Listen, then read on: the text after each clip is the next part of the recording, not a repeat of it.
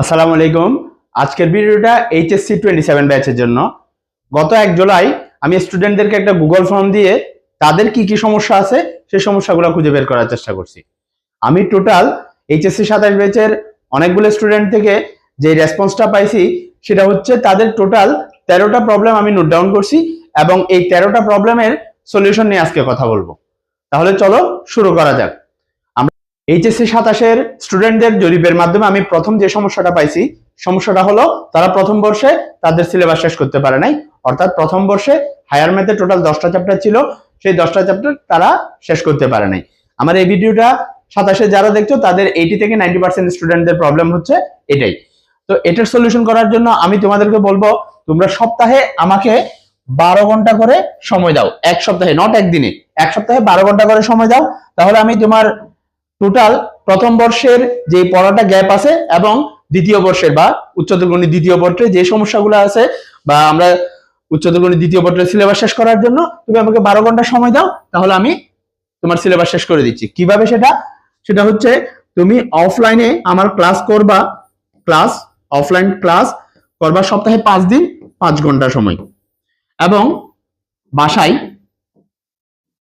তুমি এই 5 ঘন্টা যে বাসায় ক্লাসে পড়ে গেলা সেটা বাসায় গিয়ে তুমি আর 5 ঘন্টা পড়বা উইকলি, এক সপ্তাহে।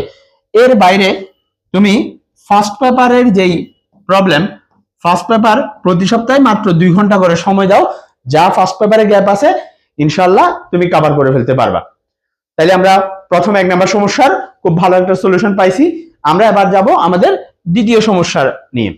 এইচএসসি 27-এর স্টুডেন্টদের জরিপের মাধ্যমে আমরা পাইলাম দ্বিতীয় সমস্যা, সেটা হচ্ছে তারা অনেক বড় ব্যাচে পড়ছে, 150 থেকে 250 জন স্টুডেন্টের অফলাইনের ব্যাচে পড়ছে। তারা অনেকে সেখানে প্রশ্ন করার সুযোগ পায় নাই, নিজের ভিতরে মনের ভিতরে প্রশ্ন রেখে দিছে। ফলে তাদের কি হয়েছে, তাদের টোটাল বেসিকটা গ্রো আপ হয় নাই। বেসিক গ্রো আপ না হওয়ার কারণে তারা ম্যাথ করার সময় আটকায় যাচ্ছে। তাহলে এটার সলিউশন হচ্ছে কি, আমার কাছে সলিউশন যেটা আছে, আমাদের ব্যাচগুলা 100 থেকে 150 জন বা 250 জনের ব্যাচ না, আমরা এক ব্যাচে 60 থেকে 70 জন স্টুডেন্ট নিয়ে থাকি, এক ব্যাচে 60 থেকে 70 জন স্টুডেন্ট নিয়ে থাকি, এবং প্রত্যেকটা ব্যাচে অলমোস্ট প্রত্যেকটা স্টুডেন্টের প্রত্যেকটা সমস্যাকে সমাধানের জন্য আমরা সমান গুরুত্ব দিয়ে থাকি। তো তুমি এখন দ্বিতীয় বর্ষে উচ্চতর গণিত দ্বিতীয় পত্রের জন্য টিচার চয়েসের ক্ষেত্রে তুমি অবশ্যই আমাকে বেছে নিতে পারবে ইনশাআল্লাহ। আমরা যাব তৃতীয় সমস্যায়। তৃতীয় যে সমস্যাটা পাইছি সেটা হচ্ছে প্রথম বর্ষে তারা টোটালি অনিয়মিত ছিল। অনিয়মিত মানে তারা একদম পড়ালেখা বলতে গেলে পড়ে নাই, কারণ পড়ালেখার ধাঁচটা তারা ধরতে পারে নাই। পড়ালেখায় কোথা থেকে শুরু করবে, কতটুকু থেকে কতটুকু পড়বে, কোন চ্যাপ্টারের কিভাবে পড়া উচিত, কোন চ্যাপ্টারের পরে মোস্ট ইম্পর্টেন্ট হচ্ছে কোন চ্যাপ্টারের পরে কোন চ্যাপ্টার পড়বে। এটাও আমি একটু বলি বিষয়টা। সেটা হচ্ছে একটা স্টুডেন্ট কথার কথা ফার্স্ট পেপারে ম্যাট্রিক্স পড়লো, ম্যাট্রিক্স পড়ার পর ম্যাট্রিক্স এন্ড ডিটারমিনেন্ট পড়লো, ম্যাট্রিক্স এন্ড ডিটারমিনেন্ট পড়ার পর ওই স্টুডেন্টটাকে কেউ যেখানে পড়লো সে ত্রিগোনোমেট্রি পড়লো। তাইলে ট্রিগোনোমেট্রি পড়লো, ট্রিগোনোমেট্রি পড়ার পরে সে সোজা লাফ দিয়ে চলে গেল ক্যালকুলাস পার্টে। তাহলে ঝামেলাটা যেটা হবে সেটা হচ্ছে ক্যালকুলাস পার্টের শুরুতেই আছে লিমিট ফাংশন, ক্যালকুলাস পার্টের শুরুতে লিমিট ফাংশন। তাহলে লিমিট ফাংশন পড়ার আগে তোমাকে যেটা পড়তে হবে সেটা হচ্ছে ফাংশন এবং ফাংশনের লেখচিত্র, অষ্টম অধ্যায় এই চ্যাপ্টারটা স্কিপ করে ফেলছে, অথবা এখানে সোজা লাফ দিয়ে ট্রিগোনোমেট্রিতে চলে আসছে, সোজা লাফ দিয়ে ট্রিগোনোমেট্রিতে চলে আসছে। ট্রিগোনোমেট্রিতে না এসে তার পড়া উচিত ছিল ম্যাট্রিক্স ডিটারমিনেন্টের পরে সরল রেখা এবং সরল রেখার সাথে রিলেটেড বৃত্ত চ্যাপ্টারটা। তো এভাবে না পড়ে আমরা একটা সিকোয়েন্স মেনটেন করে না পড়ে সিকোয়েন্সের বাইরে পড়ছে, ওই কারণে তার পড়ালেখাটা একদম অনিয়মিত হয়ে গেছে। সে চাচ্ছে সেকেন্ড পেপারে বা দ্বিতীয় বর্ষে সে টোটালি কামব্যাক দিবে। তাহলে কামব্যাক দিলে ওয়েলকাম, তুমি আমার কোর্সে জয়েন করো, ইনশাআল্লাহ তোমাকে কামব্যাক দেওয়ার যত কিছু দরকার, যা কিছু দরকার সবকিছু দেওয়া হবে। আমরা চলে যাবো এখন আমাদের চতুর্থ সমস্যায়। চতুর্থ যে স্টুডেন্টদের সমস্যাটা পাইলাম সেটা হচ্ছে হায়ার ম্যাথের স্টুডেন্টদের বেসিক দুর্বল। এটার মূল রিজন হচ্ছে তোমাদের এসএসসি লেভেলের বেসটা। এসএসসি লেভেলে তোমরা হায়ার ম্যাথ তুলনামূলক কম প্র্যাকটিস করছো, যদি বেসিক দুর্বল হয়। দ্বিতীয় প্রবলেম হতে পারে তোমরা জেনারেল ম্যাথের চাপে হায়ার ম্যাথকে তেমন একটা গুরুত্ব দাও নাই, হায়ার ম্যাথ তোমার চতুর্থ বিষয়, এটা নিয়ে আমি আরেকটা ভিডিও করব, ওই ভিডিওতে আলোচনা করব হায়ার ম্যাথ চতুর্থ বিষয়। সে কারণে তুমি হায়ার ম্যাথকে তেমন একটা গুরুত্ব দাও নাই, তাই তোমার এই দুইটা সমস্যা থেকে গেছে। একটা হচ্ছে তুমি ফর্মুলাটা বুঝতে পারো না, সূত্রটা বুঝতে পারো না, দ্বিতীয়টা হচ্ছে অঙ্কটা শুরু করতে পারো না, যে কোনো একটা ম্যাথ সলভ করাটা স্টার্ট করতে পারো না, মূল সমস্যা এখানে। আর যারা স্টার্ট করতে পারে তারা এন্ড করতে পারতেছে না। এই সমস্যাটার সমাধান হচ্ছে, এই সমস্যাটার সমাধান আসলে আমার কাছে নেই। আমার কাছে নাই বলতে কেন বলতেছি, তার কারণ হচ্ছে ফর্মুলাটা, আমাদের কাজ হলো কি ফর্মুলাটা তোমাকে একদম মাথায় গেঁথে দেওয়া। এভাবে এভাবে আসছে ফর্মুলাটা, এভাবে এভাবে করলে তুমি এই ম্যাথটা সলভ করতে পারবা, এই টাইপের ম্যাথটা সলভ করতে পারবা, এভাবে করে আমাদের বুঝে দেওয়া। এখন তোমার যে কাজ সেটা হচ্ছে তোমাকে বারবার বারবার প্র্যাকটিস করতে হবে, তোমাকে বারবার প্র্যাকটিস করতে হবে। তুমি যত বেশি প্র্যাকটিস করবা তোমার বেসিকের প্রবলেম আশা করি দূর হয়ে যাবে, তোমার ফর্মুলা বোঝার প্রবলেম দূর হয়ে যাবে, এবং তোমার যে দুর্বলতা আছে অঙ্ক শুরু করলে শেষ করতে পারো না, বা শেষের অংশ পারলে প্রথম অংশ পারো না, বা আজগবি ভাবে সলভ করো। আজগবি ভাবে সলভ বলতে মনে করো তুমি কোনো একটা ম্যাথ সলভ করা স্টার্ট করছো, স্টার্ট করে একদম আউট অফ ফর্মুলা, কোনো ধরনের ফর্মুলা অ্যাপ্লাই করো নাই, আউট অফ ফর্মুলা নিজের মন মতো নিজের ইচ্ছে মতো করে সলভ করছো, এই জাতীয় সমস্যাগুলো আশা করি তোমার সেরে যাবে যদি তুমি বারবার প্র্যাকটিস করো। More and more. একটা ম্যাথ কথার কথা আমরা ক্লাসে একবার করাইলাম, ক্লাসে করাইছি গেছি, তুমি বাসায় গিয়ে ওই ম্যাথটা প্রত্যেকদিন 2 বার করে করো, বা একদিন পর পর একবার করে করো, এই কি টাইপের ম্যাথ, তাহলে তোমার বারবার প্র্যাকটিস হবে এবং তুমি এই সমস্যা থেকে মুক্তি পাবে আশা করি। পঞ্চম যে স্টুডেন্টদের সমস্যাটা পাইছি সেটা হচ্ছে পরীক্ষার হলে তারা সিকিউ লিখতে পারে না। এটা আসলে খুব মারাত্মক একটা সমস্যা। পরীক্ষার হলে স্টুডেন্টরা সিকিউ লিখতে পারে না। সিকিউ লিখতে পারে না কিরকম, তারা সিকিউ লিখতে গেলে স্টেপে গিয়ে আটকে যায়, কোন স্টেপের পরে কোন স্টেপ লিখবে সেখানে আটকে যায়, এবং প্রেজেন্টেশনটা সুন্দর হয় না। আমি আমার ব্যাচ পড়ানোর সময় স্টুডেন্টদেরকে বারবার বলি প্রেজেন্টেশন অবশ্যই সুন্দর হতে হবে। আর একটা সিক্রেট বলি, সেটা হলো মনে করো তুমি একটা খাতায় আনসার করতে হচ্ছে কয়টা, 5টা প্রশ্ন। 5টা প্রশ্নের মধ্যে তুমি যদি প্রথম 3টা প্রশ্ন খুব ভালো প্রেজেন্টেশনে লিখতে পারো, তাহলে লাস্টের 2টার প্রেজেন্টেশন তুলনামূলক খারাপ হলেও তুমি শিওর দেখো যে ওই খাতায় তুমি A+ পাবা। সেটা আমি ম্যাথের জন্য বলতেছি না, ওভারঅল সব সাবজেক্টের জন্য। এই মেইন সমস্যাটা হচ্ছে তোমার প্রেজেন্টেশনের সমস্যা। প্রেজেন্টেশনের সমস্যা আমি আরেকটা বিষয় একটু করে দেখাই, এটা আউট অফ ম্যাথ, ম্যাথের বাইরে। কথার কথা, একটা স্টুডেন্ট খাতায় লিখলো যে 1 নম্বরের ক আনসার করবে, সে এখানে 1 নং লিখলো, ক লিখলো, ক এর আনসার লিখলো, এরপরে সে 3 নং লিখলো, 3 নং এর খ আনসার করবে, এভাবে লিখলো। এভাবে হচ্ছে প্রেজেন্টেশনটা যদি আমরা এভাবে করি, এই যে দেখো আমি একটু করে দেখাই, 1 নং প্রশ্নের উত্তর ক, স্পেসিফিক ভাবে কোন প্রশ্নের কত নাম্বার সেটা মার্ক করে দিলাম। খাতায় যদি তুমি স্পেসিফিক ভাবে এভাবে মার্ক করে দাও, তাহলে তোমার খাতার প্রেজেন্টেশনটা সুন্দর হবে। ওই প্রেজেন্টেশন থেকে জাস্ট একটা পয়েন্ট তোমাদেরকে দেখাইলাম, বাকি পয়েন্টগুলো আমরা ক্লাসে আরো ডিটেইলসে আলোচনা করব। জাস্ট আজকের ভিডিওতে একটাই আলোচনা করলাম। এখন আমরা যাব 6 নাম্বার সমস্যায়। চলো দেখি স্টুডেন্টদের 6 নাম্বার সমস্যাটা কি। স্টুডেন্টদের 6 নাম্বার সমস্যা হচ্ছে এমসিকিউ তে নাম্বার কম আসে। নাম্বার 1, এমসিকিউ তে নাম্বার কম আসার কয়েকটা রিজন। 1 নাম্বার হচ্ছে আন্দাজে দাগানো, আন্দাজে দাগানো। নাম্বার 2 যেটা, সেটা হচ্ছে একটা স্টুডেন্ট পরীক্ষার হলে তার আশেপাশে যারা বসে, মনে করো স্টুডেন্টটা বসলো এই জায়গায়, এর চতুর্পাশে যারা বসে তাদেরকে একদম নিজের চেয়ে বেশি বিশ্বাস করে, নিজে যা জানে সেটার চেয়েও সে পাশের সাইডমেন্টকে অনেক বেশি বিশ্বাস করে, সে ছেলে হোক বা মেয়ে হোক, পাশের সাইডমেন্ট যাই হবে হোক। এই জায়গায় এই যে বন্ধুদের থেকে দেখে দাগানো, বন্ধুদের দেখে দাগানো,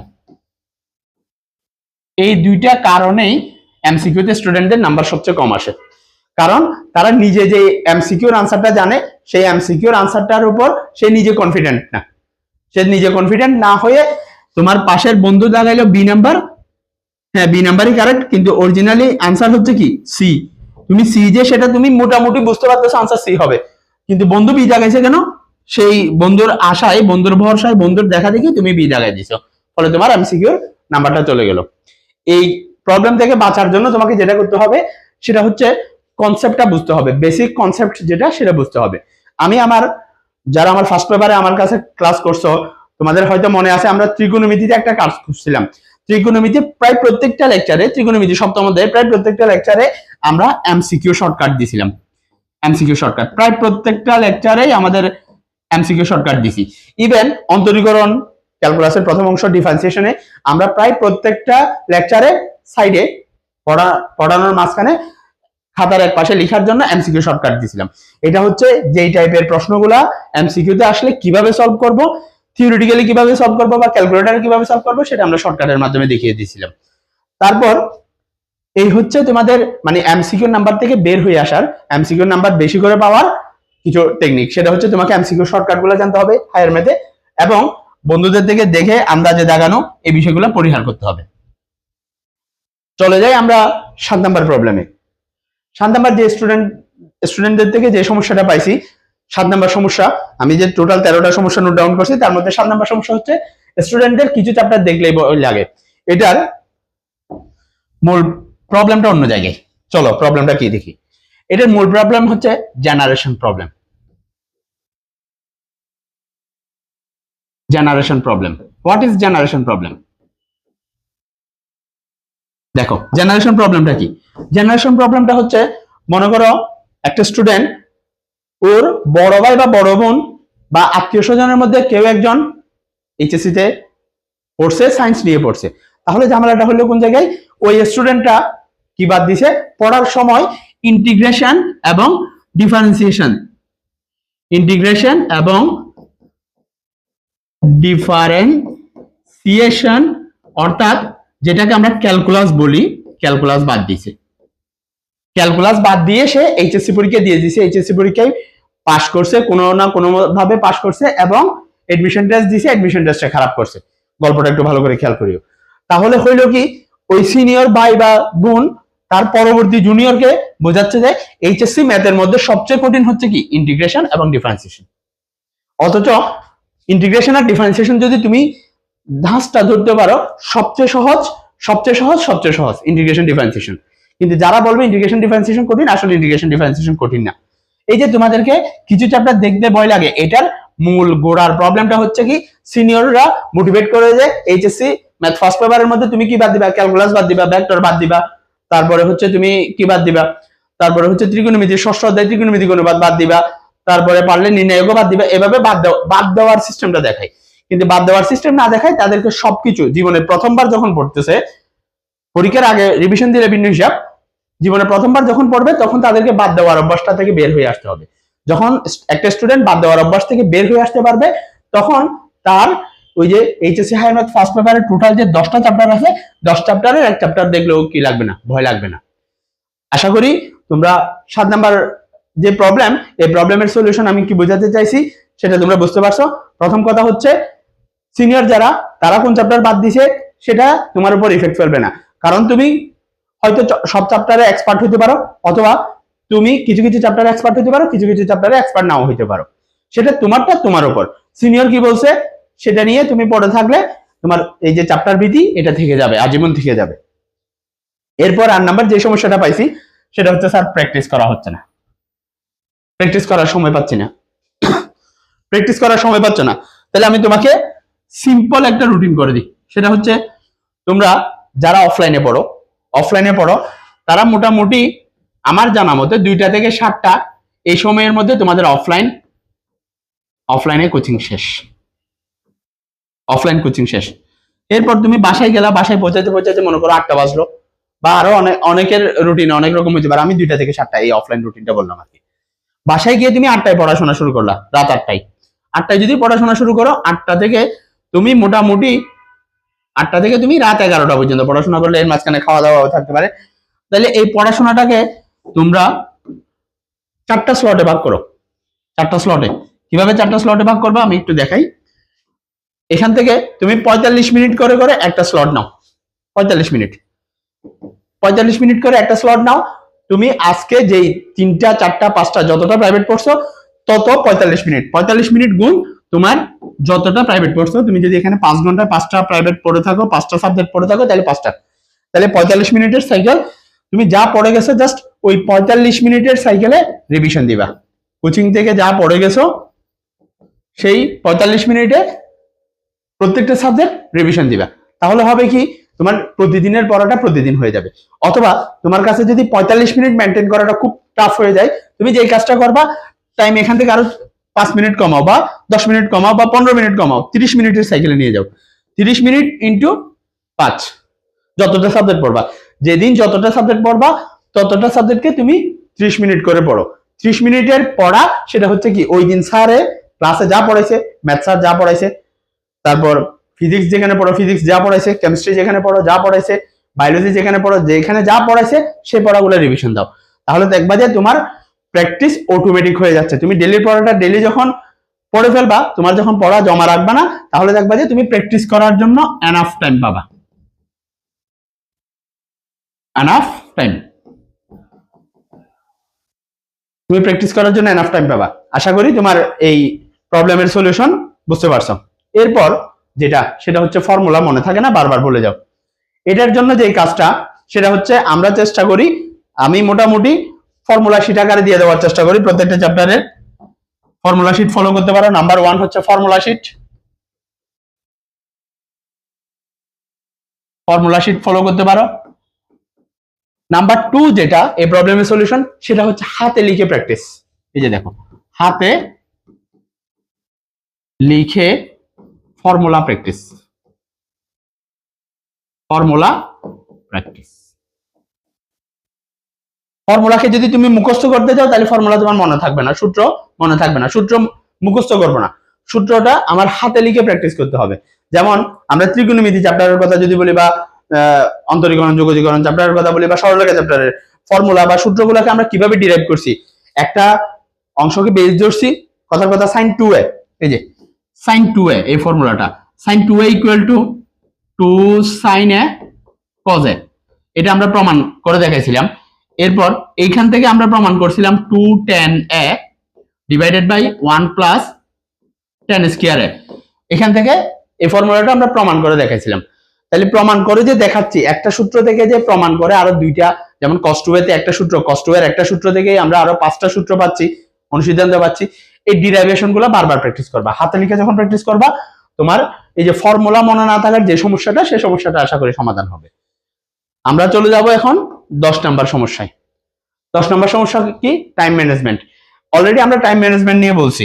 টাইম ম্যানেজমেন্টের জন্য যে কাজটা করতে হবে সেটা হচ্ছে, স্যার তোমরা এখন স্কুলের স্টুডেন্ট নয়, তাই স্কুল কেটে দিলাম। এটা আমি জাস্ট প্রবলেমগুলোকে চ্যাটজিপিটি তে ইনপুট দিয়ে তোমাদের জন্য স্লাইড বানাইলাম। তোমরা কলেজ এবং কোচিং, এটার টাইমটা শিডিউলটা, তিনটা বিষয়, একটা হচ্ছে কলেজ,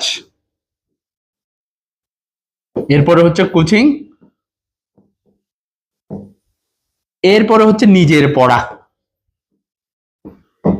নিজের পড়া, এই তিনটার জন্য তোমাদের দ্বিতীয় বর্ষের শুরুর একদম শুরু থেকেই তুমি একটা রুটিন করে ফেলো। আর যদি তুমি রুটিন করতে না পারো, আমার সাথে আইডিয়া নাও।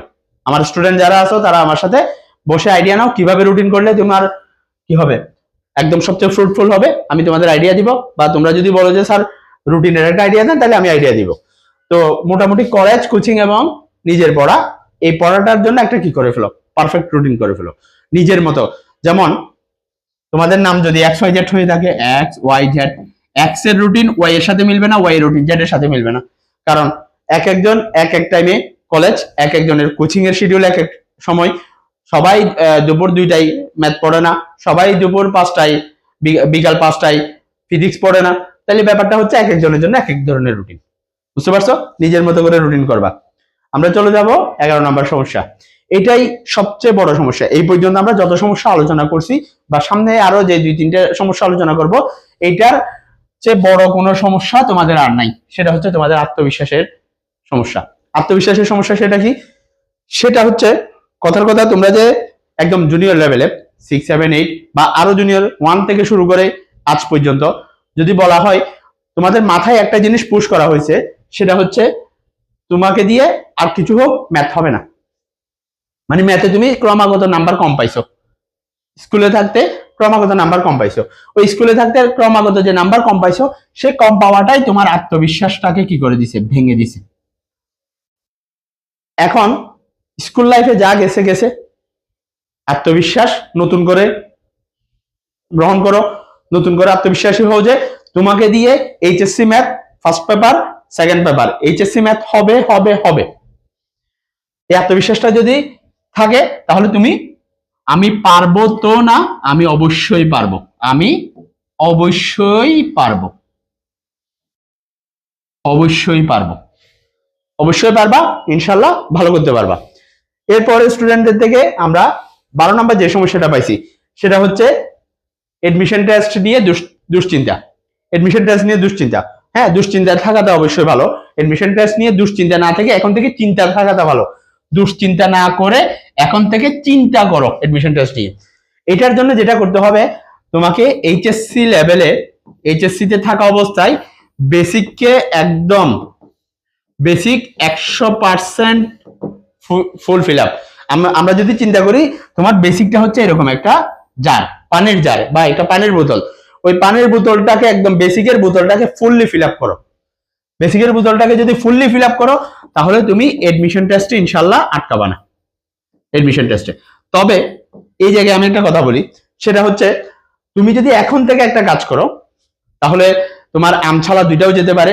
সেটা হচ্ছে তুমি এখন একাডেমিক যে প্রশ্নগুলা বিভিন্ন বোর্ড এক্সামে যে কোয়েশ্চনটা আসছে, মনে রাখবা এইচএসসি 26 থেকে শুরু হয়েছে তোমাদের ফুল সিলেবাসের পরীক্ষা, ফুল সিলেবাসের পরীক্ষা এবং সারা বাংলাদেশ সমন্বিত প্রশ্ন পরীক্ষা, সারা বাংলাদেশ এক প্রশ্নের পরীক্ষা। তাহলে যেটা ঝামেলা সেটা হচ্ছে তুমি যদি একাডেমিক প্রশ্নকে গুরুত্ব না দিয়ে তুমি খালি ইঞ্জিনিয়ারিং ম্যাথে কি আসছে, সাস্টের ম্যাথে কি আসছে, ঢাকা বিশ্ববিদ্যালয়ের ম্যাথ প্রশ্নে কি আসছে, তারপরে হচ্ছে এনএসটিইউতে কি আসছে, মৌলানা ভাসানীর প্রশ্নে কি আসছে, চট্টগ্রাম বিশ্ববিদ্যালয়ের প্রশ্নে কি আসছে, কোন বিশ্ববিদ্যালয়ের প্রশ্নে কি আসছে, এটা নিয়ে যদি পড়ে থাকো তাহলে তোমার আমছালা দুইটাও যেতে পারে, আমছালা দুইটাই যেতে পারে। এটা একটা প্রবাদ। তুমি আগে এইচএসসির একাডেমিকের পড়ার পাশাপাশি তোমার বেসিক লেভেল যেটা একটা চ্যাপ্টারের, এই যে এইচএসসি হায়ার ম্যাথে টোটাল 20টা chapter, first paper second paper মিলাই ওই 20টা চ্যাপ্টারের যে তোমার বেসিক আছে সেই বেসিকটাকে তুমি একদম 100% ফিল আপ করো। ওই যে বললাম বেসিক জার যদি হয় ওই জারটাকে 100% ফিল আপ করো। 100% যদি বেসিক ফিল আপ হয় তাহলে তুমি অটোমেটিক এডমিশন টেস্টের আগে, এইচএসসি পরীক্ষা দেওয়ার পর এডমিশন টেস্টের আগে যে 4 থেকে 5 মাস বা কিছু কিছু ক্ষেত্রে 6 মাস যে সময়টা পাওয়া যায় সেটা ধুমসে তুমি কি করবা, প্র্যাকটিস করবা, কারণ তোমার বেসিক ফিল আপ। তোমার বেসিক নিয়ে আর ঝালাই করতে হবে না। বেসিকটাকে যদি বারবার ঝালাই করে ফেলতে পারো তাহলে তুমি এডমিশন টেস্টের জন্য শুধু প্র্যাকটিস করলে কি পাই যাবা, প্রবলেম সলভ করলে, প্রিভিয়াস ইয়ার প্রশ্ন সলভ করলে ইজিলি চান্স পাই যাবা। আশা করি ব্যাপারটা বুঝতে পারছো। তাহলে এখন থেকে কি করা যাবে না, এডমিশন নিয়ে অতিরিক্ত দুশ্চিন্তা করা যাবে না। কি করব আমরা, এইচএসসির পড়াটাকে আগে গোছাবো, গোছানোর পাশাপাশি হায়ার ম্যাথে অবশ্যই বেসিক বিষয়টাকে কি করতে হবে, বেসিক বিষয়টাকে সাজাতে হবে, বেসিকটাকে একদম ফুললি ফিল আপ করতে হবে। আশা করি বুঝতে পারছো। সর্বশেষ স্টুডেন্টদের থেকে যে সমস্যাটা পাইছি সেটা হচ্ছে ক্লাসের গতি ধরে রাখতে না পারা। এটা অনেকটা টাইম ম্যানেজমেন্টের মতো, ক্লাসের গতি ধরে রাখতে না পারা। যেমন আমি এই জায়গায় একটা কথা বলি, ক্লাসের গতি ধরে রাখতে না পারা। আমরা যারা অফলাইনে পড়াই, সেটা ম্যাথ হোক, ফিজিক্স হোক, কেমিস্ট্রি হোক বা যে কোনো কিছু, আমরা সপ্তাহে কয়দিন করে পড়াই? আমি যদি চট্টগ্রামের কথা বলি, আমি চট্টগ্রামে অনেকদিন ধরে পড়াচ্ছি।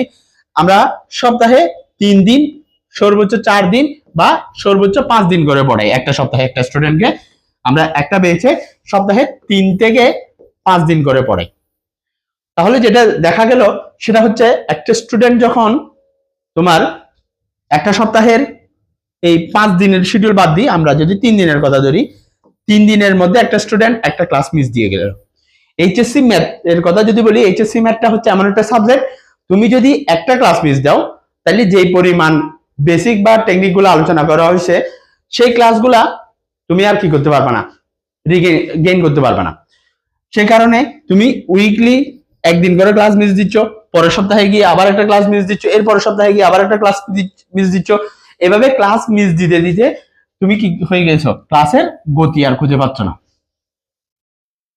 তাহলে এই সমস্যার সমাধানটা কি, তোমাকে যে কাজটা করতে হবে সেটা হচ্ছে তোমাকে মাস্ট বি প্রতি সপ্তাহের প্রত্যেকটা ক্লাস অফলাইনে পারলে অফলাইনে করতে হবে। কোনো না কোনো কারণে যদি অফলাইনে করতে নাও পারো তাহলে আমাদের এইচএসসি 27 এর দ্বিতীয় বর্ষ থেকে প্রত্যেকটা ক্লাস ইনশাল্লাহ 100% ক্লাস রেকর্ডেড থাকবে। 100% ক্লাস রেকর্ডেড থাকবে, রেকর্ড ক্লাস করে ফেলতে হবে। ক্লাসের পিডিএফ তোমাদের গ্রুপে, হোয়াটসঅ্যাপ গ্রুপ, টেলিগ্রাম গ্রুপ, যে গ্রুপে আছো গ্রুপে দিয়ে দেওয়া হবে। এবং সাথে আরেকটা বিষয় আছে, সেটা হচ্ছে মেন্টরশিপ সাপোর্ট।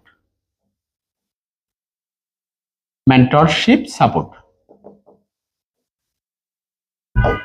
এই মেন্টরশিপ সাপোর্টটা আমি সর্বপ্রথম নিয়ে আসতেছি এখানে। এটা সারপ্রাইজিং থাক, এই ভিডিওতে বিস্তারিত বলবো না। মেন্টরশিপ বিষয়টা হচ্ছে, মনে করো তুমি আমার ক্লাস করলা, সেটা রেকর্ড ক্লাস হোক, কোনো কারণে অফলাইনে ক্লাস করতে পারো না, রেকর্ড ক্লাস করলা, পিডিএফ দেওয়া আছে, পিডিএফ পড়লা, এরপরেও তোমার ওই চ্যাপ্টারের ওই কনসেপ্টের কোন এক জায়গায় ঝামেলা আছে, তাহলে তুমি যে কাজটা করবা সেটা হচ্ছে তুমি আমার মেন্টরশিপ সাপোর্টের মাধ্যমে ওই প্রবলেমটা, তোমার যে প্রবলেম সেই প্রবলেমটা সলভ করতে পারবা। অথবা আমি সময় দিতে পারতেছি না, কোনো কারণে ব্যাচের প্রেশার বেশি, তাহলে তোমাদের জন্য আমার এক্স স্টুডেন্ট থেকে যারা ম্যাথমেটিক্সে পড়ে, চট্টগ্রাম বিশ্ববিদ্যালয়ে ম্যাথমেটিক্সে পড়ে বা আদার্স ইউনিভার্সিটির ম্যাথমেটিক্সে পড়ে, তাদেরকে নিয়ে আমরা আলাদা একটা গ্রুপ করব। ওই গ্রুপে তুমি তোমার প্রবলেমটা আপলোড দিবা, ইনশাল্লাহ আমার যে মেন্টরশিপ টিম থাকবে ওই টিম তোমাকে কি করবে, তোমার প্রবলেম সলিউশন করে দিবে। এক কথায় এইচএসসি 27 এর সেকেন্ড পেপার কোর্সে আমরা টোটালি 100% প্রিপারেশন নিব এবং এ প্লাস পাওয়ার দৌড়ে এগিয়ে থাকব। আমাদের টোটাল 13টা টপিক নিয়ে আলোচনা করার কথা ছিল, 13টা টপিক নিয়ে আলোচনা করছি, কিছু ছোটখাটো ভুল ত্রুটি থাকতে পারে। এর বাইরেও যদি তোমার আর কোনো প্রবলেম থেকে থাকে তাহলে তুমি অবশ্যই এই ভিডিওর কমেন্টে জানাবা, আমরা চেষ্টা করব ওই প্রবলেমের কি সলিউশন দেওয়া যায়।